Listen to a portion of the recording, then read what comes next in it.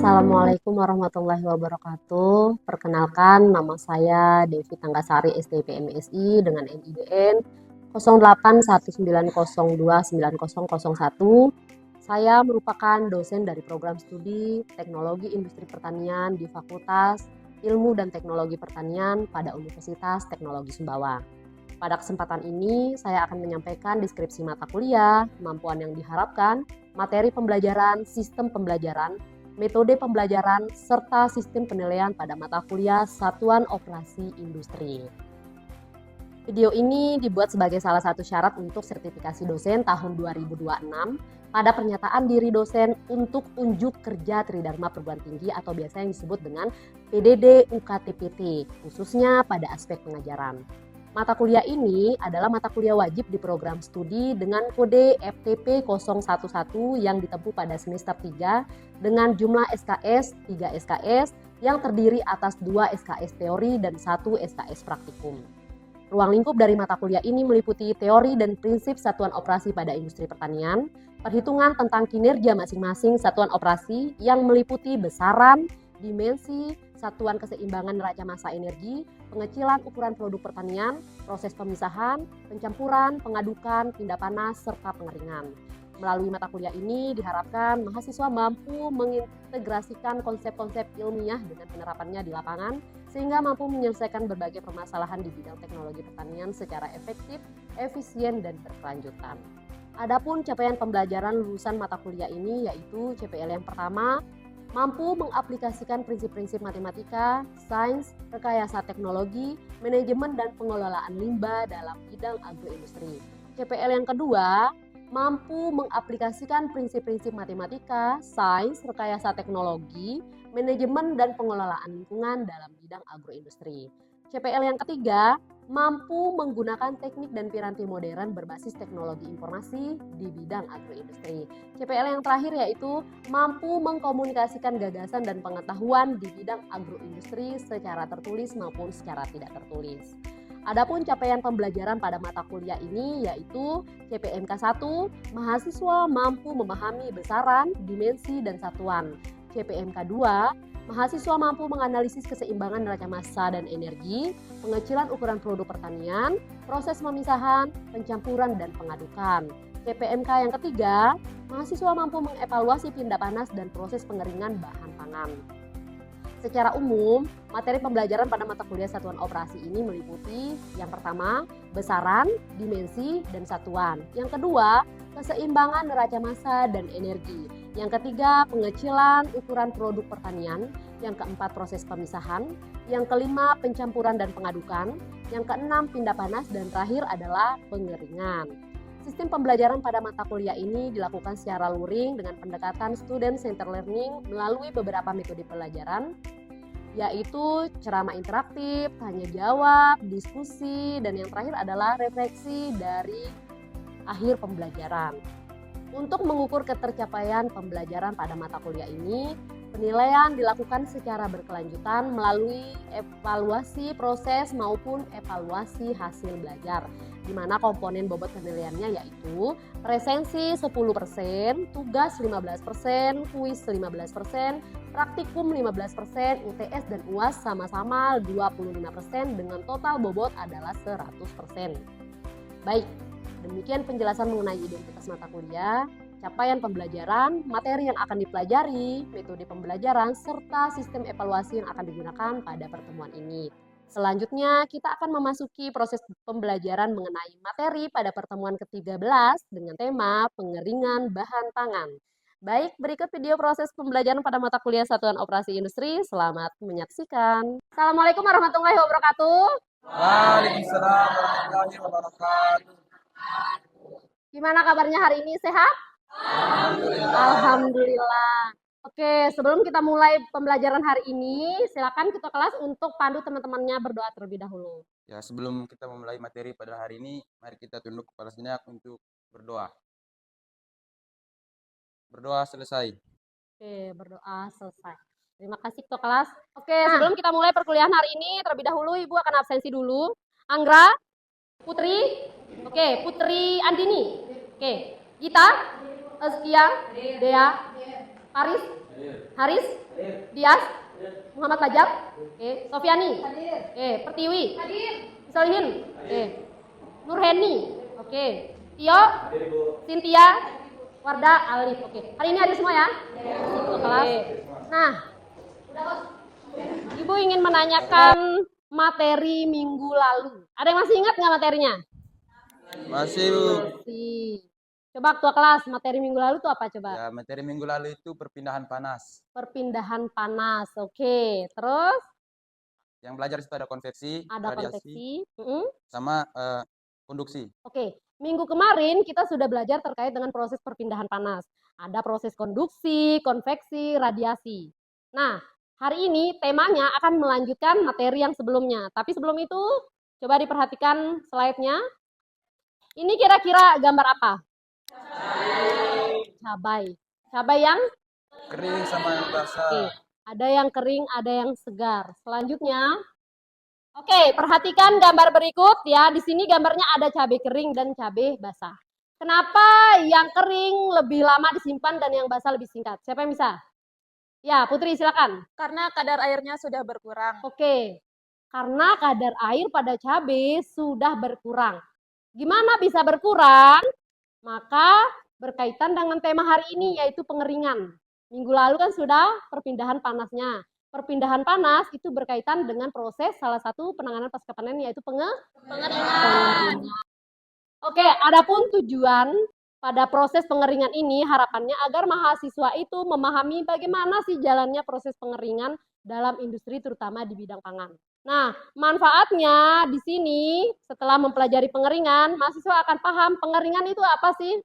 Kedua, konsep kadar air pada pengeringan itu seperti apa? Nanti kita akan menjelaskan bahwa ada dua konsep, ada basis basah dan ada yang basis kering. Nah, yang ketiga di sini mahasiswa bisa menghitung berapa banyak kadar air yang ada dalam bahan atau dalam produk. Selanjutnya, apa saja sih faktor-faktor yang akan mempengaruhi pengeringan? Dan manfaat yang terakhir adalah mahasiswa bisa mengenali jenis-jenis alat pengering. Jadi apa itu pengeringan? Ya, di sini dijelaskan bahwa pengeringan itu pengurangan sebagian besar kadar air pada produk. Ya, dan kadar air itu bisa berkurang dengan adanya energi panas. Di dalam proses pengeringan melibatkan dua mekanisme utama. Yang pertama itu adalah perpindahan panas. Jadi ada sumber panas. Ini ada benda atau bahan, ya bahan pangan. Sumber panas ini akan ditransfer ke bahan. Nah, jadi bahan ini akan mengalami perubahan suhu. Dia akan hangat dan dia sedikit panas. Nah, yang kedua, di situ perpindahan massa. Bahan yang panas tadi ya akan bereaksi. Dia energi panas yang ada pada bahan mampu menguapkan kadar air yang ada pada bahan. Jadi terjadilah proses penguapan dan proses pengeringan. Kita lanjut. Nah, secara sederhananya seperti ini, silakan diperhatikan. Jadi ada udara panas ya atau panas yang akan ditransfer kepada bahan, maka bahan itu akan mengalami proses penguapan dan penguapannya itu akan dialirkan ke udara lingkungan atau penguapannya dialirkan ke lingkungan. Bisa dipahami sampai sini? Bisa. Oke, kita lanjut ya. Nah, tujuan pengeringan karena sudah berkurang tadi kadar airnya, di sini dijelaskan bahwa dia bisa memperpanjang umur simpan. Kenapa? Karena kadar air yang turun tadi dia bisa menghentikan aktivitas mikroorganisme. Karena 90% dari tubuh mikroorganisme itu adalah air. Media tumbuhnya adalah air. Jadi ketika airnya sudah hilang, maka media tumbuhnya terbatas, maka dia bisa lebih awet dan lebih lama disimpan gitu ya. Yang selanjutnya juga dia bisa reaksi kimia itu bisa diperlambat. Kayak cabai tadi yang warna cabai kan ada yang merah banget, ada yang belum merah yang sedikit oranye, itu kita perlambat proses pematangannya, proses klimakteriknya itu bisa diperhambat dengan proses pengeringan. Nah, dengan terhambatnya itu juga menghambat proses kerusakan, ya. Bisa dipahami ya? Oke, kita lanjut. Di sini juga bisa mempermudah proses distribusi ya dan bisa juga mempermudah kita untuk proses pengolahan lebih lanjut. Misal kita mau buat produk olahan dari cabai yaitu cabai bubuk ya. Oke, kita lanjut. Di sini ada dua cara perhitungan kadar air basis basah dan basis kering. Di sini saya akan menjelaskan kadar air basis basah. Jadi basis basah ini adalah perbandingan antara berat air dengan berat total. Oke. dikali dengan 100. Karena satuan kadar air adalah persen. Oke, jangan lupa ya. Di sini ada 2 rumus untuk yang basis basa. Di sini untuk rumusnya ada atau. Rumus yang kedua ini adalah, misal contoh, kalian sedang melakukan pengeringan. Kita pengen tahu nih, berapa sih kadar air produk kita? Sebelum kita melakukan pengeringan, bahannya itu harus kita timbang dulu. Setelah dikeringkan, bahannya akan ditimbang kembali. Nah, tadi penimbangan awal itu adalah berat awal dikurangi berat kering dibagi dengan berat awal dikali 100. Ini untuk menghitung kadar air ketika kita sudah melakukan proses pengeringan di basis basah. Oke, selanjutnya. Nah, di sini ada contoh soal. Di sini contoh soalnya berat awal jagung itu 100 kilo. Setelah dikeringkan turun menjadi 70. Pertanyaannya adalah bagaimana cara menghitung kadar air basis basahnya? Siapa yang bisa bantu? Saya, Bu. Oke, silakan Dela. Oke, coba dijelaskan Dela. Jadi sesuai dengan rumus KADB sama dengan berat air dibagi berat total dikali 100%. Jadi kan di sana berat awal jagung itu ada 100 kan. Nah, setelah dikeringkan itu beratnya menjadi 70. Nah, kita kurangi dulu menjadi 30. Makanya di sini saya bisa tulis 30 karena berat air yang kurang itu ada 30. Jadi 30 dibagi dengan 100 dikali dengan 100%, ini dicoret. Jadinya 30%. Oke, terima kasih Dela. Sama. Oke, jadi di sini tadi diketahui bahwa berat awal jagung itu 100 kilo, setelah dikeringkan turun menjadi 70. Nah, berapa banyak air yang sudah hilang? Berat total dikurangi dengan berat akhir. 100 dikurangi 70, artinya berat airnya di sini adalah 30. Makanya Dela tadi menulis 30. 30 dibagi dengan berat total, itu berat totalnya tadi 100 dikali 100 sama dengan 30%. Oke. Ini adalah kadar air basis basah atau wet basis yang biasa disingkat KAWB, bukan KADB ya Dela ya. Tadi KADB yang saya dengar. Karena DB itu adalah dry basis, itu basis kering. Nah, kita akan bahas selanjutnya basis kering. Di sini untuk basis kering, rumusnya perbandingan antara berat air dengan berat bahan kering, bukan berat total. Karena dia ini dry basis, basis kering. Jadi kita butuh berat keringnya saja, bukan berat yang ada airnya. Oke, bisa dipahami ya? Oke. Maaf. Oke, di sini ada contoh soalnya. Airnya tadi 30 kilo, bahan keringnya 70. Siapa yang bisa bantu mengerjakan ini dengan rumus? KADB sama dengan berat air dibagi dengan berat bahan kering dikali 100%. Oke, siapa yang bisa bantu mengerjakan? Alif? Oke, silakan. Silakan Alif. Yang ini tadi sudah dicatat ya? Oke, silakan dihapus Alif, nggak apa-apa. Oke, untuk basis kering, berat air, perbandingan antara berat air dengan berat bahan kering, bukan berat total ya, ingat Alif. Baik, jadi berdasarkan soalnya yaitu bahwa diketahui berat air sejumlah 30 kg dan bahan keringnya yaitu 70 kg. Maka sesuai dengan rumus yaitu berat air dibagi dengan berat bahan kering dikali dengan 100%. Yang artinya 30 dibagi 70 dikali 100 menghasilkan 42,86% untuk kadar air dry basisnya. Oke, terima kasih Alif. Oke, terima kasih untuk Alif sekali lagi. Nah, ini perbedaan antara basis basah dan basis kering. Jadi hasilnya sama dengan 42,86%. Nah, hubungan wet basis dengan dry basis. Hubungannya adalah kita sebagai peneliti ya dengan industri pangan itu berbeda yang akan dipakai. Jadi kita butuh konversi antara dry basis dengan wet basis. Nah, di sini misal kita hanya ketahui kadar air wet basisnya atau basis basahnya yang kita ketahui. Tapi kita mau data kadar air basis kering. Jadi rumusnya adalah kadar air basis basah dibagi dengan 100 dikurangi kadar air basis basah dikali dengan 100. Itu jika kita mengetahui kadar air wet basis. Tapi kita mau cari dry basis. Sebaliknya, kalau yang kita ketahui itu adalah dry basis, rumusnya untuk mencari kadar air wet basis atau basis basah adalah kadar air dry basis dibagi dengan 100 ditambah kadar air dry basis dikali 100. Bisa dibedakan ya? Oke. Nah, mengapa tidak bisa langsung disamakan? Misalnya ya sama aja nilainya wet basis sama dry basis. Tadi kan yang wet basis hasilnya tadi 30-an persennya. Sedangkan yang dry basis 40 sekian persen. Kok hasilnya bisa beda? Kenapa nggak sama gitu ya? Oke, perhatikan contoh berikut. Di sini jagung memiliki komposisi airnya 30, bahan keringnya 70 sama dengan soal yang tadi. Sehingga berat totalnya itu totalnya 100. 30 ditambah 70. Jika menggunakan basis basah, ya perbandingannya adalah 30 per 100 dikali 100 sama dengan 30%. Ini kalau basis basah. Nah, artinya dari setiap 100 kilo jagung itu 30 kilo airnya. Jika menggunakan basis kering, perbandingannya itu adalah berat ke kering, nilainya berbeda sama dengan soal yang tadi. Nah, artinya bahan yang sama bisa menghasilkan angka yang berbeda. Mengapa? Karena penyebutnya berbeda.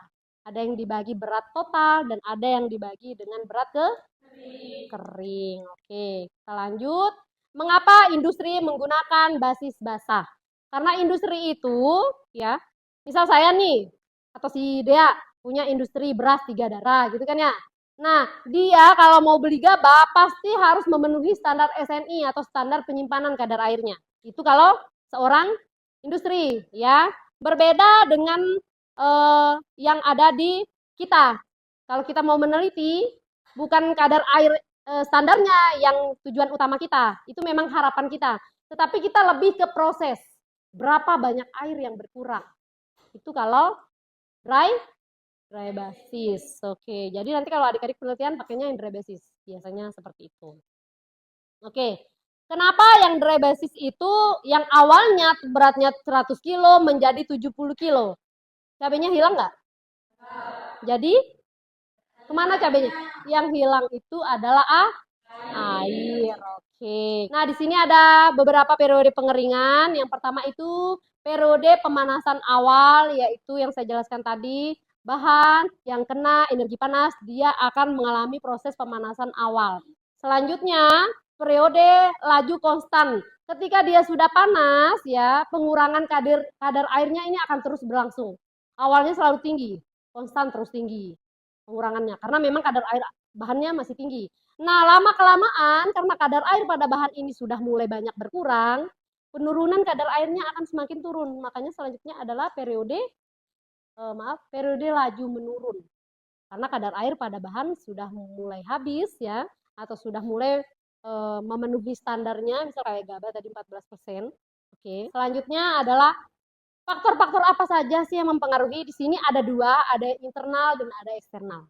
Yang internal silakan diperhatikan, ada kadar air awal, ada ukurannya, bentuknya, ya. Di sini porositas maksudnya tingkat kerapatan si bahannya, artinya semakin sedikit airnya semakin padat tidak? Ya enggak? Iya kan? Oke. Nah, ketebalan irisan. Kalau kita mau melakukan pengeringan, kalau kita irisnya tebal-tebal sama tipis-tipis, itu mengaruhi proses pengeringannya. Kira-kira mana yang lebih duluan kering? Yang tipis kan? Oke, jadi dia adalah faktor yang mempengaruhi proses pengeringan. Di sini juga ada komposisi kimia, protein, pati, dan yang lain-lain itu juga sangat mempengaruhi proses pengeringan. Ada juga faktor eksternal. Faktor eksternal ini adalah suhu pengeringan. Misalnya kalau kita mengeringkan secara manual, ya menggunakan cahaya matahari, kalau lagi terik cepat kan pengeringannya. Berbeda kalau sedang mendung. Nah, jadi dia merupakan faktor yang mempengaruhi kecepatan aliran udara. Anginnya lagi kencang terus lagi panas, itu akan mempercepat proses pengeringan. Berbeda kalau yang tidak ada angin misalnya, atau anginnya biasa saja, ya, itu akan mempengaruhi. Ada juga lama pengeringan dan jenis alat yang dipakai. Oke, itu akan mempengaruhi banget. Nah, selanjutnya, nah di sini ada tray dryer. Tray dryer ini ada di laboratorium kita. Nanti mungkin adik-adik ketika praktikum bisa kita pakai. Di sini prinsip kerjanya ya, dia menggunakan angin panas. Jadi ini raknya ini nanti ada lubang-lubang kecil di loyang raknya. Ya, jadi lubangnya ini nanti akan disesuaikan dengan produk apa yang mau dikeringkan. Nah, tujuan lubang-lubang angin ini supaya angin dari bawah, angin panas dari bawah atau dari samping, dari atas ini bisa terfluidisasi atau mutar di dalamnya itu supaya semua bahan yang ada di ruang pengering itu kena. Itu tujuannya. Itu tray dryer. Selanjutnya di sini ada kabinet dryer. Ya. Kabinet dryer dan tray dryer ini mungkin terlihat sama, cuman yang membedakan adalah Yang tadi itu yang dry dryer dia menggunakan angin panas. Jadi ada sumber anginnya, ada blowernya. Sedangkan yang kabinet dia hanya menggunakan panas dan panasnya itu ada di dalam kabinetnya ini. Contohnya bisa buah, herbal. Kalau yang dry dryer tadi bisa sayuran, bijian, bisa. Jadi ukuran loyangnya disesuaikan kalau yang dry dryer. Nah, di sini ada tunnel dryer. Biasanya keripik bisa. Jadi ini bentuknya panjang, memanjang kayak terowongan. Jadi sepanjang ini sumber panasnya yang panjang ini. Nah, yang ini tempat penguapannya keluar. Jadi produknya ada di sini. Jadi di sini harusnya ada tempat penampung. Jadi bahannya ini dikeringkan, nanti ada penampung di sini. Dan sepanjang terowongan itu diberikan energi panas untuk mengeringkan produknya. Oke, selanjutnya di sini ada rotary dryer. Namanya rotary, ini berarti prinsip kerjanya berputar. Ya, jadi yang orange ini, mesin besar ini nanti akan berputar. Biasa dipakai untuk jagung, kopi biasanya. Ini hampir sama mekanisme kerjanya dengan drum dryer ya, rotary dryer ini. Dia nanti akan berputar ya untuk mengeringkan produk dan khusus biji-bijian. Selanjutnya di sini ada spray dryer. Nah, spray dryer ini untuk membuat produk yang bahan bakunya cair menjadi bubuk. Contohnya santan bubuk, susu bubuk ya, kopi bubuk dan banyak lagi. Intinya produk akhirnya adalah bubuk. Oke. Selanjutnya di sini ada freeze dryer. Nah, kalau produk pangan sudah masuk freeze dryer nih harganya bisa lebih mahal. Kenapa? Karena dia menggunakan tekanan yang rendah, suhu yang rendah untuk mengeringkan produk. Di sini suhunya sampai minus 60 derajat Celcius. Dia menggunakan suhu rendah untuk mengeringkan.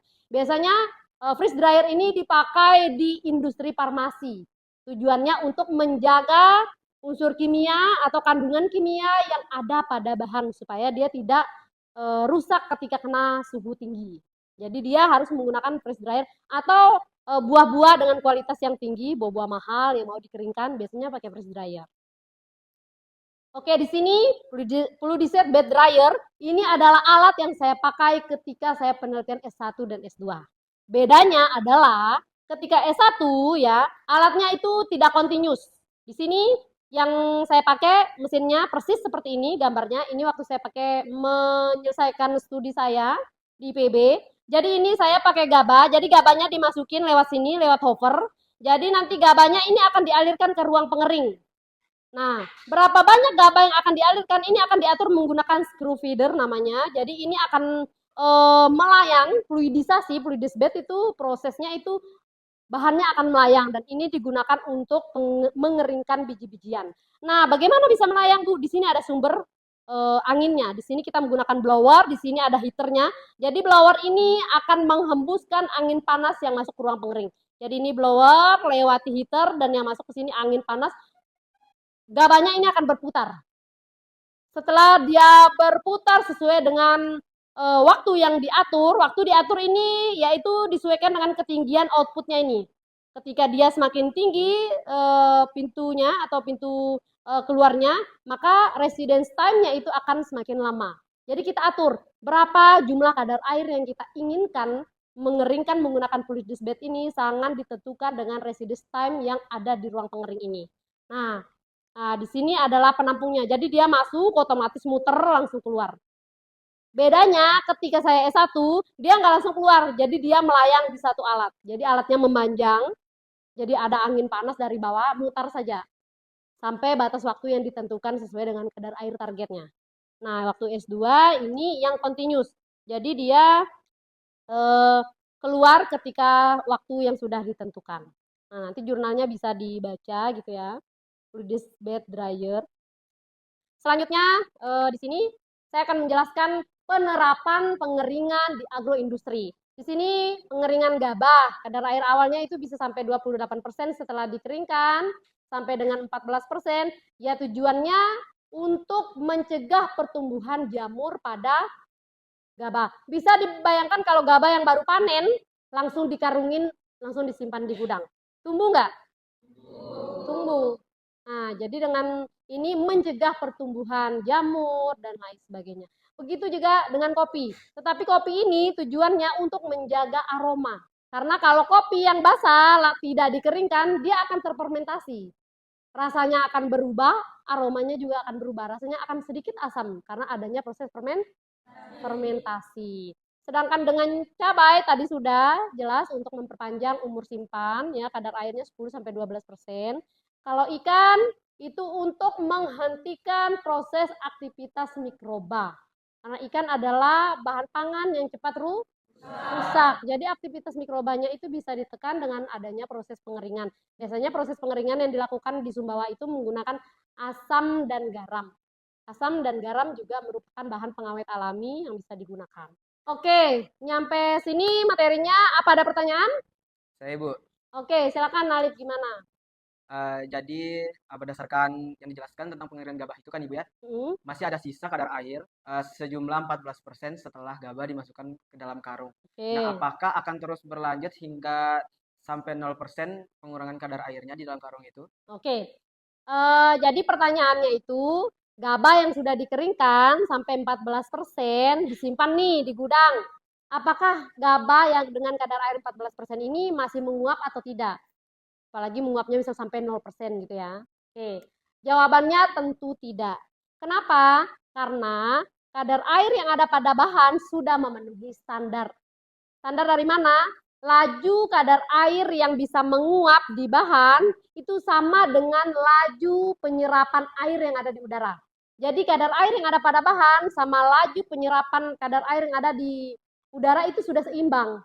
Ketika dia seimbang, dia tidak akan berkurang. Tetapi dia bisa bertambah ketika kelembaban tinggi.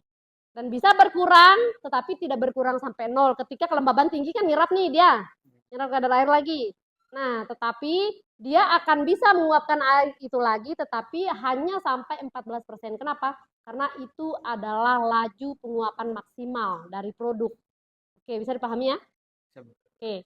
Nah, sebelum saya tutup materi kita hari ini, kira-kira apa yang bisa disimpulkan atau apa aja yang sudah kita pelajari? Coba siapa yang bisa bantu? Saya, Bu. Oke, silakan Pertiwi. Jadi pengeringan terjadi karena adanya proses penguapan. Oke, pengeringan dapat terjadi karena adanya proses penguapan.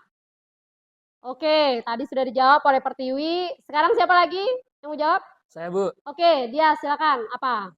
Jadi ada faktor yang mempengaruhi pengeringan. Di sini ada suhu, kelembapan, sama ukuran bahan. Oke, jadi ada 2 faktor tadi ya, secara garis besar, tetapi dijelaskan oleh Dias adalah ada apa tadi? Ada suhu, Kelembapan. kelembaban, dan Ukuran bahan. ukuran bahan. Oke. Oke, di sini perhatikan. Jadi adapun ringkasan atau apa saja garis besar yang sudah kita pelajari hari ini. Yang pertama di situ pengeringan adalah proses penguapan kadar air dengan memanfaatkan energi panas. Yang kedua, pengeringan itu melibatkan 2 mekanisme yaitu perpindahan massa dan perpindahan panas. Selanjutnya, kadar air dapat dinyatakan dengan dry basis dan wet basis, oke? Dan selanjutnya di sini ada beberapa faktor seperti yang dijelaskan oleh Dias bahwa faktor-faktor ini sangat mempengaruhi proses pengeringan. Ada suhu, kelembaban, ya, kecepatan aliran udara tadi ya, dan yang lainnya. Yang terakhir, yang paling penting tadi beberapa banyak alat pengeringan itu sangat mempengaruhi kualitas. Bisa dibayangkan setiap bahan tadi kan produknya beda-beda kan alat pengeringnya. Nah, jadi pemilihan metode dan alat pengeringan harus dipertimbangkan terkait dengan karakteristik bahan, kapasitasnya, konsumsi energi, serta mutu produk akhir. Oke, minggu depan ya kita akan melakukan praktikum di laboratorium. Kira-kira bagaimana sih contoh penerapan rumus yang tadi sama teori yang tadi ketika kita praktek langsung. Jadi minggu depan sampai jumpa di laboratorium ya. Oke. Sebelum saya tutup, di sini nanti tugasnya saya akan kirim via grup WhatsApp. Di sini ada 4 soal. Silakan dikerjakan dan dikumpulkan sebelum jam kuliah dimulai minggu depan atau sebagai tiket masuk saat praktikum. Oke. Oke, semoga. Oke, sebelum saya tutup ada yang mau nanya lagi? Ada pertanyaan nggak? Oke, saya rasa sudah jelas ya, dan semoga apa yang kita pelajari hari ini bisa menjadi modal adik-adik ketika selesai nanti, ketika ingin menjadi entrepreneur di bidang penanganan pasca panen, terutama terkait dengan pengeringan. Oke, mungkin itu dari saya. Terima kasih banyak. Kurang lebihnya saya minta maaf jika ada hal-hal yang salah dan tidak mengenakan, saya minta maaf. Sekian, terima kasih. Wassalamualaikum warahmatullahi wabarakatuh.